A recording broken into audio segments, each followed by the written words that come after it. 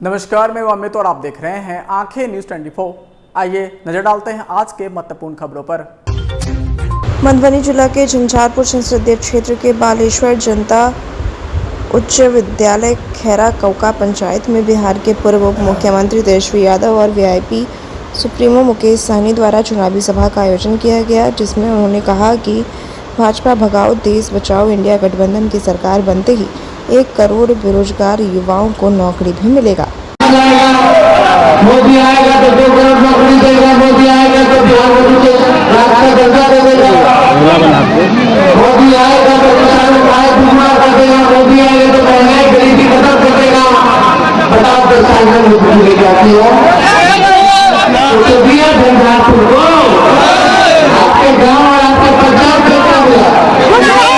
तेजस्वी को 17 महीने तक 5 लाख लोगों को सरकारी नौकरी हो कहना चाहते कि मेरा शरीर का दर्द जो भी हो, लेकिन बेरोजगारों के दर्द से ज्यादा तो नहीं हो सकता। ये नौजवान बेरोजगार है, इसका दर्द हम समझते हैं और हम इसीलिए आए हैं क्योंकि बेरोजगारी से आजादी आप लोगों को दिलाना और भाजपा को भगाना है, बेरोजगारी से आजादी पाना। सरकार में आएंगे, इंडिया गठबंधन सरकार में आएगी तो पूरे देश भर में 1 करोड़ नौजवानों को सरकार आप लोगों के बीच आए हैं, हाथ नहीं उठाइए और आप लोग हो गए उसके आगे 4-5 और कार्यक्रम है कि वो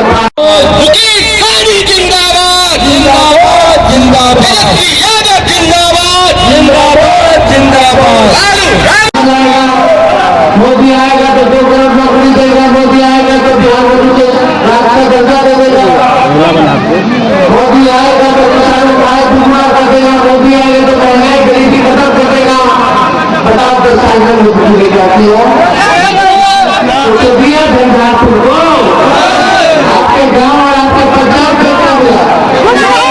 तेजस्वी को 17 महीने तक 5 लाख लोगों को सरकारी नौकरी हो कहना चाहते कि मेरा शरीर का दर्द जो भी हो, लेकिन बेरोजगारों के दर्द से ज्यादा तो नहीं हो सकता।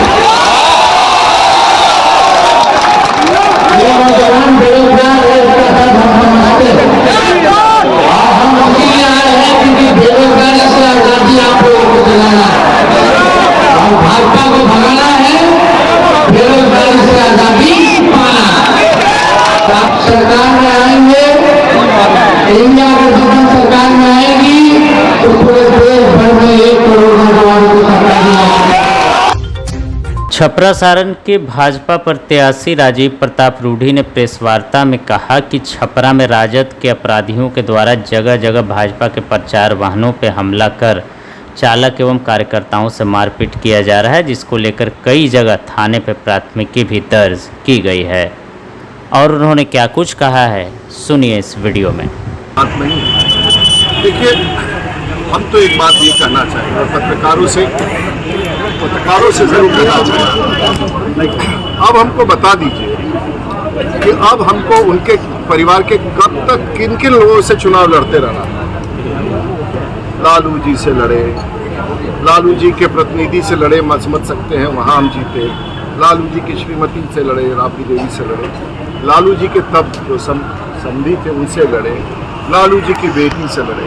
अब आप ही लोग उनसे पूछ के बता दीजिए क्या पूरा जीवन एक ही परिवार उनसे लड़ता रहेगा और हमें हराने के लिए आखिर ऐसा क्या है कि कैंडिडेट का भाव है कि हमसे नफरत है कि हमको भी कभी चैन का सांस लेने दीजिएगा। पूरा जीवन हम लालू जी के परिवार से लड़ते हैं, हमारा कोई दुश्मनी नहीं है, लेकिन आप जबरदस्ती, भाई छपरा आपका नहीं है, छपरा की जनता आपको स्वीकार नहीं करेगी, आपका दावा खोखला है। जब आप छपरा के दावा पर चुनाव लड़ते हैं कि छपरा मेरा है, तो छपरा की जनता कहती कि छपरा लालू जी आपका नहीं है, छपरा राजीव प्रताप रूढ़ी का है। ये बात स्पष्ट हो गया। तो आखिर कब तक? और इसके बाद का अगला चुनाव कौन लड़ेगा? अब तो परिवार में कोई बचेगा ही नहीं लड़ने के लिए। अब सोचना चाहिए कि अब किसी को कैंडिडेट बना दीजिएगा। और ऐसा क्या है कि राष्ट्रीय जनता दल में कैंडिडेट का इतना अभाव है। सारण में आपको कोई राष्ट्रीय जनता दल का कार्यकर्ता नहीं मिलता है चुनाव लड़ने। आखिर करने के लिए तो राष्ट्रीय पार्टी को चुनाव लड़ने के लिए कैंडिडेट ना मिले। और हर बार आप लोगों ने तो अजीब अजीब सवाल करते हैं पत्रकार लोग। अभी तक तो हम लोग परिवारवाद करते थे, आप लोगों ने उनसे पूछ दिया कि वंशवाद भी करने लगे हैं।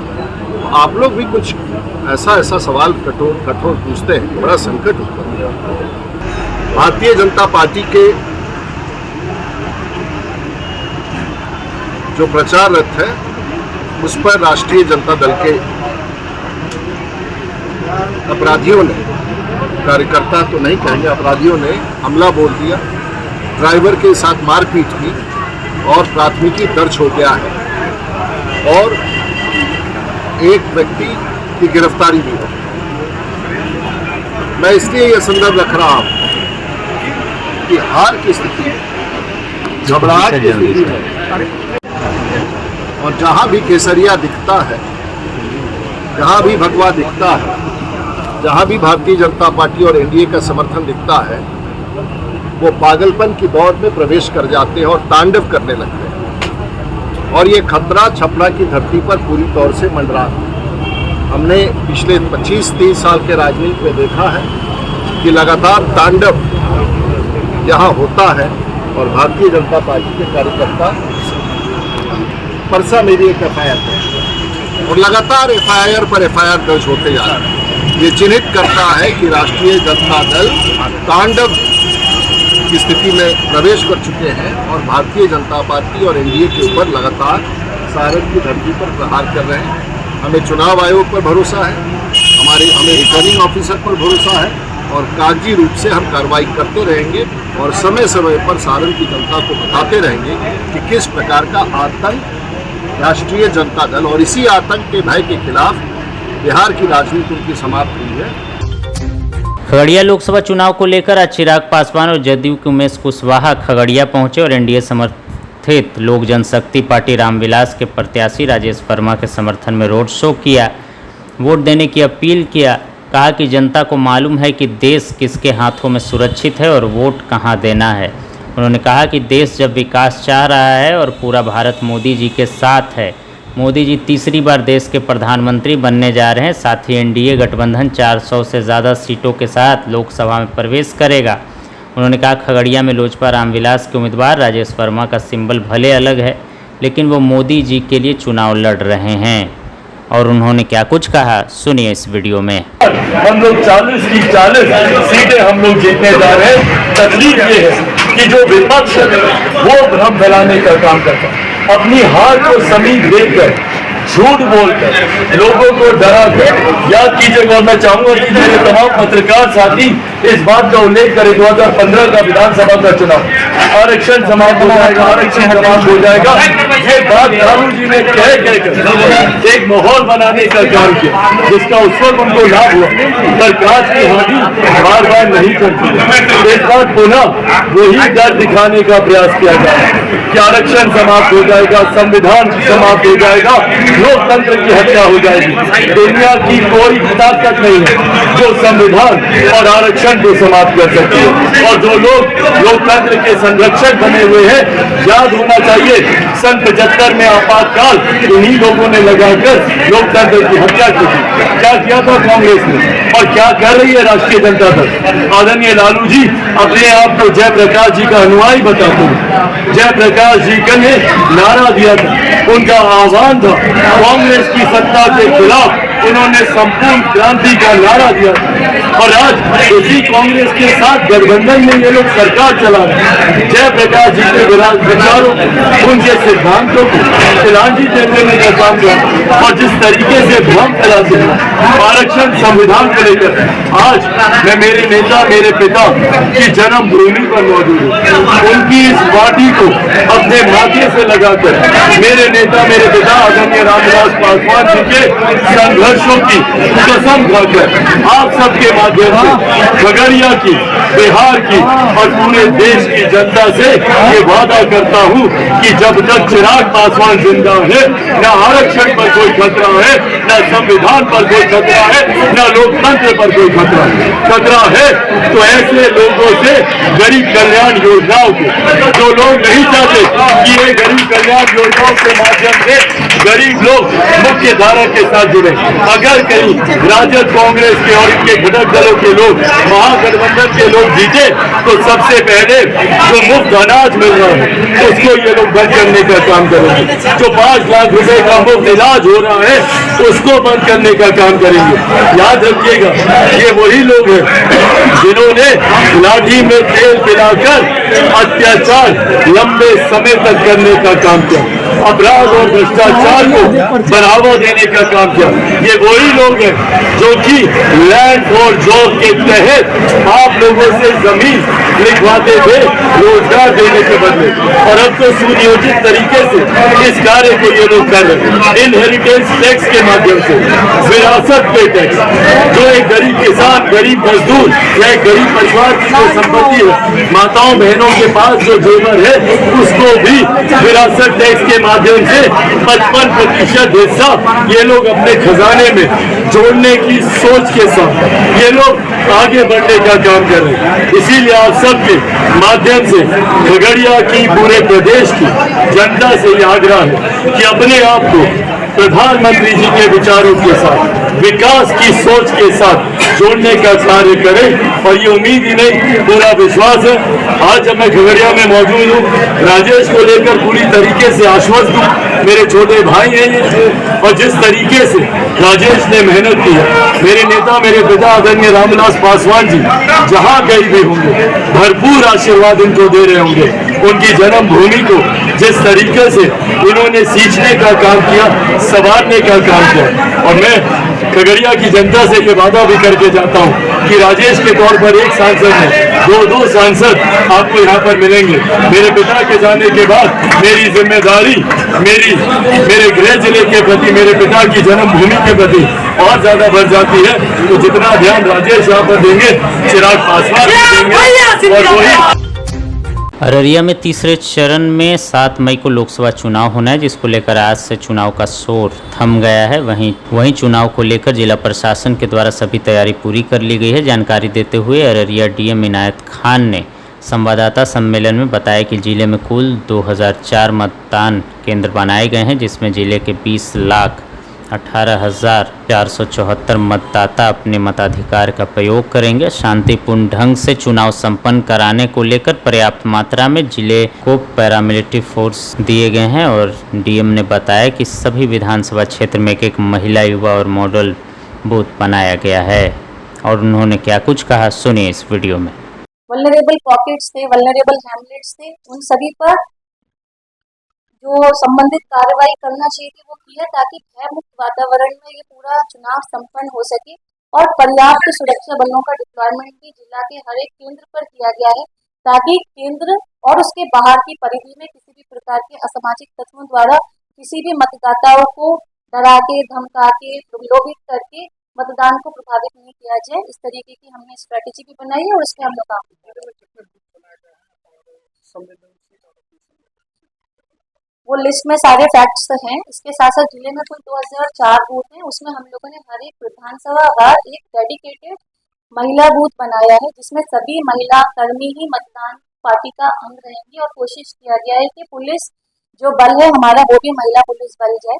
इसके एड ऑन में एक मॉडल पोलिंग स्टेशन प्रत्येक विधानसभा पर, दिव्यांगजन को भी छोड़ा नहीं गया है। हर विधानसभा में हमारे पास हर दिव्यांगजन का डेडिकेटेड पोलिंग पार्टी है। वो जो कौन कौन से बूथ है आइडेंटिफाइड, वो आपको साथ साझा भी किया गया है, जो आज प्रेस रिलीज दी गई है। इसी प्रकार से युवा, क्योंकि बहुत बड़ा वर्ग है हमारे मतदाताओं का, उनको एनकरेज करने के लिए भी हर एक विधानसभा वार एक युवा बूथ का निर्माण किया गया है। कुल 6 मतदान केंद्र ऐसे हैं विधानसभा वार, उसकी नाम, बूथ संख्या और जानकारी आपके साथ साझा किया गया है। जिसमें जो भी हमारे कर्मी दल जाएंगे वो 30 वर्ष से कम आयु के हैं, ताकि वो उनसे भी प्रेरणा लोग लें, क्योंकि वो भी कभी वोटर भी रहे हैं, आज वो कैसे पोलिंग स्टेशन की पोलिंग पार्टी के रूप में भी वो कार्यरत रहेंगे।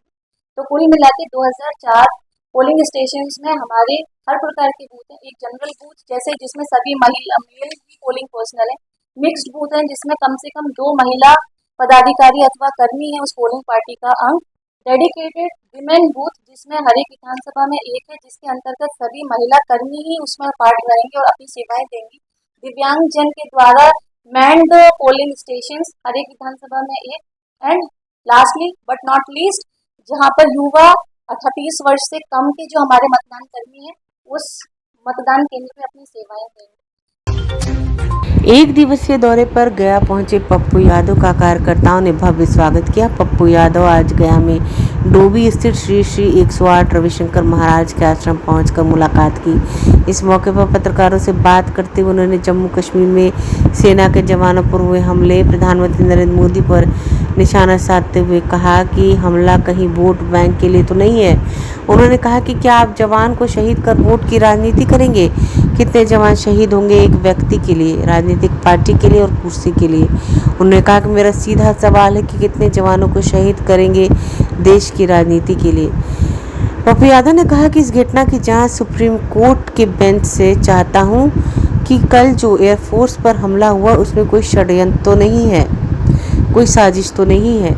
तीसरे चरण में यह हमला वोट मुद्दा तो नहीं है। उन्होंने कहा जो जवान शहीद हुए उनके परिवार को 2-2 करोड़ रुपए अविलंब मुहैया कराया जाए। वहीं उन्होंने कांग्रेस के राहुल गांधी के रायबरेली चुनाव लड़ने के मामले पर कहा कि मुझे रायबरेली की जिम्मेदारी दी गई है, मैं वहां जाकर प्रचार करूंगा।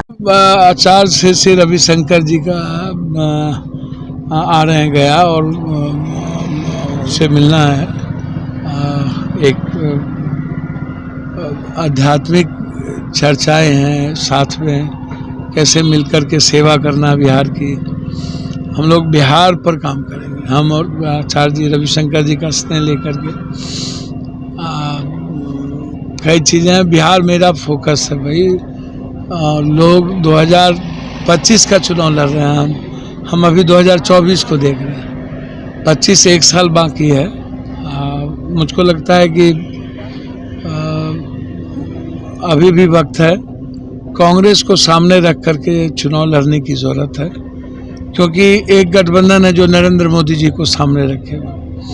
दूसरा गठबंधन जब देश में कांग्रेस के नेतृत्व में हम चुनाव लड़ रहे हैं और राहुल गांधी जी स्वाभाविक प्राइम मिनिस्टर के दावेदार हैं, जिसको दुनिया वाच कर रही है, दुनिया देख रही है। आज देश नहीं, वर्ल्ड के हर लोग उनको देख रहे हैं। दुनिया में उनकी चर्चा है। मोदी जी की चर्चा दुनिया में नहीं है। जमीन से मोदी जी गायब हो गए, बस मोदी जी मीडिया में और कॉरपोरेट के घर में बच गए हैं। तो ऐसे समय में बिहार में जो रेस्ट 4 फेज जो बचा है उसमें हमें अधिक से अधिक सभा राहुल गांधी जी, प्रियंका गांधी जी और कांग्रेस के बड़े लीडर, राष्ट्रीय अध्यक्ष की करवानी चाहिए, ताकि एक हम मैसेज दे सके कि हम करना क्या चाहते हैं। तो ये सबसे बड़ा इम्पोर्टेंट है। तो पूर्णिया में आपको हराने के लिए बड़े भाई एड़ी चोटी। अच्छा भैया, एक बात बताइए, ये सब कोई बात है? चलिए, तो सब दल ने एक आदमी को खत्म करने की कोशिश की। सबको पता नहीं एक ही व्यक्ति से इतना नफरत क्यों था। राजनीति में इतनी दुश्मनी होती नहीं है। सभी लोग 100 MLA वहाँ कैंप कर गए, MLC MP सब कैंप कर गए, PM भी कैंप किए, CM साहब 3-3 दिन पद यात्रा किए, और लोग भी 5 दिन होटल में रहे, करोड़ों रुपया बांटे। बस कोई जीते, वहाँ तो कोई दल ही नहीं बचा। एक ही गठबंधन था कि जॉइंट मिल करके पप्पू यादव को ख़त्म करो। कोई जीते, कोई आ रहा, लेकिन हमारा है कि सीधा जो कांग्रेस गठबंधन है उसकी मदद होनी चाहिए। और मैं ज़रूर चाहूँगा कि जनता इस देश को बचाने के लिए राहुल गांधी जी को PM बनाए। अच्छा, इस बार एनडीए गठबंधन बिहार में कितने सीट आएगी? हम ज्योतिष है नहीं, मेरे पास ED CBI है नहीं। अदानी जी अंबानी जी का पैसा है नहीं, और चुनाव आयोग और ईवीएम मशीन है नहीं। लेकिन मैं इतना सच्चाई के साथ कह सकता हूं कि जो 14-19 में मोदी जी की हवा थी वो हवा नहीं है। जमीन पर मोदी जी नहीं है। महिलाओं में सबसे ज़्यादा भारी असंतोष है महंगाई को लेकर, किसानों में सबसे ज़्यादा असंतोष है, और युवाओं में बढ़ चढ़ के असंतोष है। इतना 10 साल के बाद मोदी जी के प्रति दिलचस्पी खत्म हो गई। हिंदू मुसलमान या राम मंदिर या एनआरसी या जेवर चुरा लेगा या सोना बेच देगा, जो देश को दुनिया में इतने बड़े जगहों पर ले गया, शहादत दी, और देश की तरक्की में कांग्रेस के सबसे बड़ा स्थान रहा। उसके बाद यदि आप ऐसी भाषा का प्रयोग करते हैं और राहुल गांधी और प्रियंका गांधी गाली का कारण बन जाए, और शहीद होने के बाद, शहादत के बाद राजीव गांधी और इंदिरा गांधी को गाली दी जाए, तो मुझे लगता है कि अपनी बात कहने के लिए आदरणीय नरेंद्र मोदी जी के पास कुछ भी नहीं है। और मुझे लगता है कि नरेंद्र मोदी जी और एनडीए गठबंधन को सरकार बनाने में बहुत मुश्किल होगी, नहीं के बराबर वो बना सकते हैं। आपको क्या लग रहा है? आपको नहीं लग रहा है कि गेम फिक्स है, मैच फिक्सिंग है, और हमेशा आप हमारे जवान किसको शहादत में आप राजनीति में झोंकते हैं? कभी आप आस्था को राजनीति में झोंकते हैं, भगवान को। भगवान तो सबके हैं ना, ईश्वर अल्लाह सबके हैं, और वो आप राजनीति नहीं हो सकती, वो हमारे लिए जीवन है, और जीवन को आप राजनीति से नहीं जोड़ सकते। और आज जो घटना घटित हुई है कल, ये क्या है? आप हमको बताओ ना। चुनाव के समय ही क्यों? अगले बार भी पुलवामा, फिर ये घटना, ये सब कुछ डाइल्यूट करने के लिए। जब वो देख लिए कि 3 बार जो तीसरा चुनाव हो रहा है वो एंटी मोदी जी और एंटी एनडीए वोट पड़ रहा है, तो मुझे तो साफ दिखता है कि सब कुछ मैच फिक्सिंग है। आप इसको समझ लीजिए, और देश को समझने की जरूरत है। हमारी जवान के शहीदों पर राजनीति करने की इजाजत नेताओं को नहीं मिलनी चाहिए। अगर आप भी अपने दुकान, प्रतिष्ठान, school, college, coaching centre, restaurant, cafe का विज्ञापन देना चाहते हैं, वो भी किफायती दर पर, तो आंखें न्यूज़ 24 लेकर आया है आपके लिए एक सुनहरा मौका। आंखें न्यूज़ 24 न्यूज़ पोर्टल की दुनिया में बिहार का सबसे उभरता हुआ चैनल, जहां बिहार झारखंड से जुड़े तमाम बड़ी खबरें देखने को मिलती है। तो देर किस बात की, आज भी जुड़े आंखें न्यूज़ 24 के साथ। संपर्क करें हमारे व्हाट्सएप नंबर 8935876430 पर। क्या आप पत्रकारिता के क्षेत्र में अपना कैरियर बनाना चाहते हैं? तो आज ही royal Ashoka institute of mass communication and journalism में अपनी जगह सुनिश्चित करें। आर्यभट्ट ज्ञान विश्वविद्यालय पटना से मान्यता प्राप्त 100% प्लेसमेंट के साथ royal Ashoka institute of mass communication and journalism नामांकन जारी है। हमारा पता है DS/16 गायत्री मंदिर के समीप, कंकड़ बाग, पटना 8,20,000। आप हमें संपर्क भी कर सकते हैं। हमारा मोबाइल नंबर है 9955456126।